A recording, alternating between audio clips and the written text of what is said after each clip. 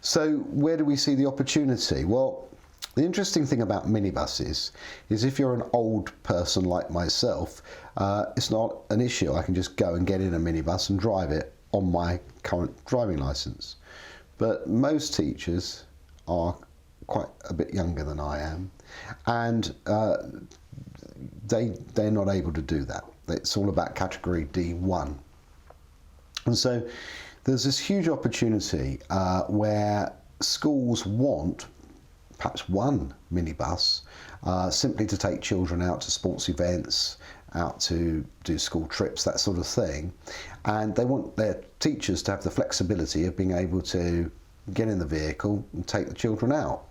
And we're able to provide them with that opportunity by giving them access to what we call a lightweight minibus.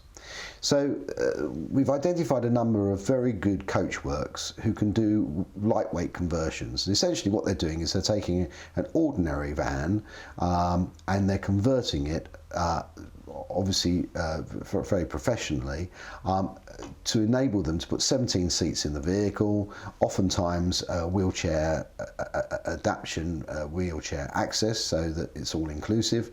And this means that the vehicle, because of its weight, is usable, drivable by everybody as opposed to a professional driver.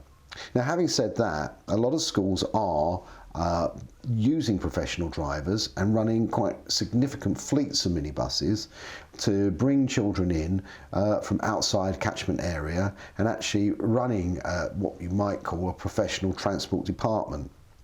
And here we again see an opportunity. We're able to provide manufacturer-built minibuses that obviously are heavier and require a qualified minibus driver, but nevertheless that's a huge market. Some of the schools we deal with in the private sector, for example, might be running as many as 25 minibuses, so you're talking a fleet. And of course our expertise is absolutely around providing vehicles, but providing management around those vehicles. So we just talk about that for one moment. Essentially, what you've got, whether you've got one vehicle or 20, is you've got a load of hassle really in terms of maintenance, MOTs, vehicle management and so forth.